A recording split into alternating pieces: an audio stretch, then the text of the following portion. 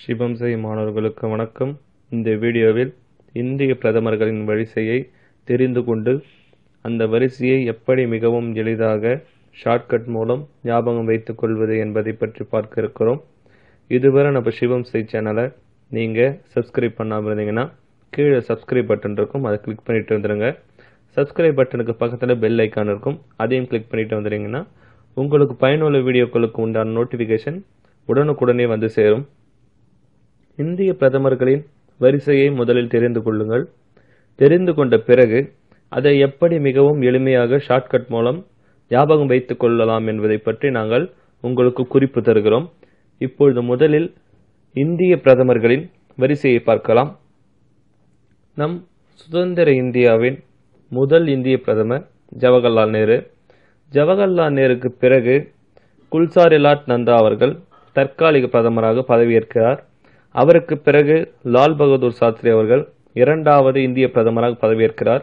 மீண்டும் அவருடைய மறைவுக்கு பிறகு குல்சாரிலால் நந்தா அவர்கள் தற்காலிக பிரதமராக பதவியேற்கிறார். முக்கியமாக தெரிந்து கொள்ள வேண்டியது, குல்சாரிலால் நந்தா அவர்கள் இருமுறையும் தற்காலிக பிரதமராகவே தேர்ந்தெடுக்கப்பட்டார். குல்சாரிலால் நந்தாவுக்கு பிறகு காமராஜர் அவர்களின் வழிகாட்டுதலின் பேரில் இந்திரா காந்தி அவர்கள் மூன்றாவது இந்திய பிரதமராக தேர்ந்தெடுக்கப்படுகிறார்.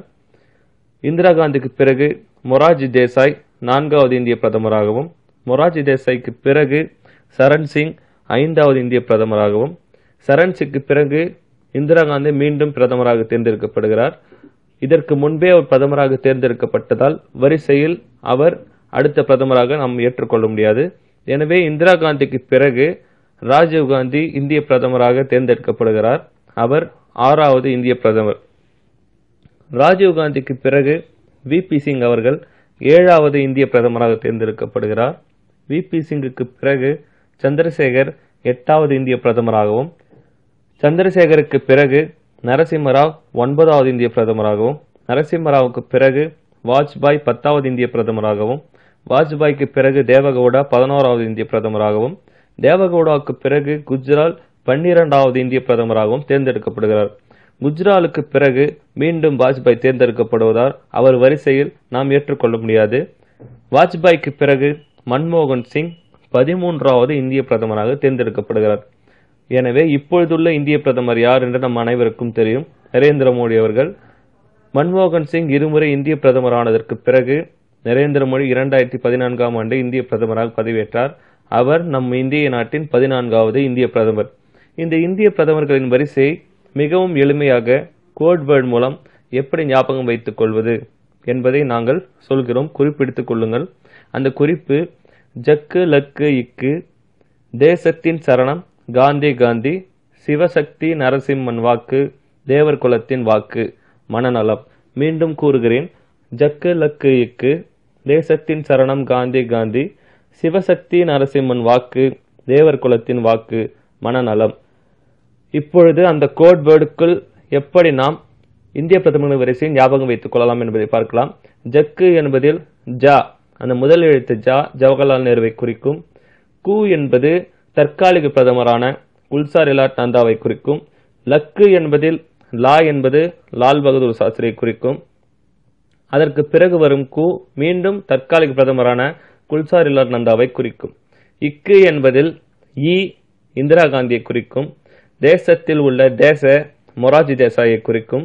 சரணம் என்பதில் உள்ள சாரா சரண் சிங்கை குறிக்கும். காந்தி என்று வருகிறதுலையா, முதல் இந்திரா காந்தி, பிறகு வருகின்ற காந்தி ராஜீவ் காந்தியை குறிக்கும்.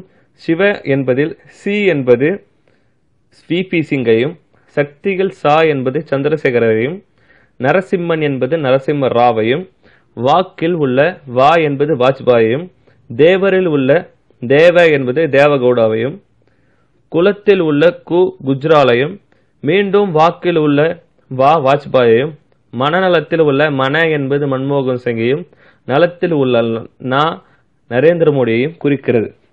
இப்பொழுது இந்த சிவப்பு மையினால் எழுதப்பட்டுள்ள எழுத்துக்களை மட்டும் வைத்து ஒரு முறை நீங்கள் சொல்லுங்கள், பார்க்கலாம்.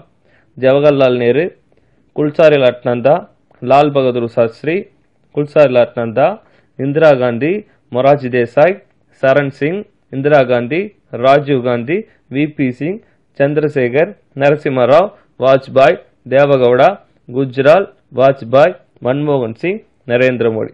மிகவும் எளிமையாக இருக்கிறது அல்லவா? இது போன்று அடுத்து இந்திய ஜனாதிபதி அவர்களின் வரிசையை எப்படி மிகவும் எளிதாக ஞாபகம் வைத்துக் கொள்வது என்பதை பற்றி பார்க்கலாம். இந்த வீடியோ கண்டிப்பாக உங்களுக்கு பிடித்திருக்கும் என்று தெரியும். இந்த வீடியோ பிடித்திருந்தால் லைக் பண்ணுங்க. கீழே ஏதாவது டவுட் இருந்தால் கமெண்ட் பண்ணுங்க. மேலும் உங்களுடைய நண்பர்களுக்கு ஷேர் பண்ணுங்க. நன்றி, வணக்கம்.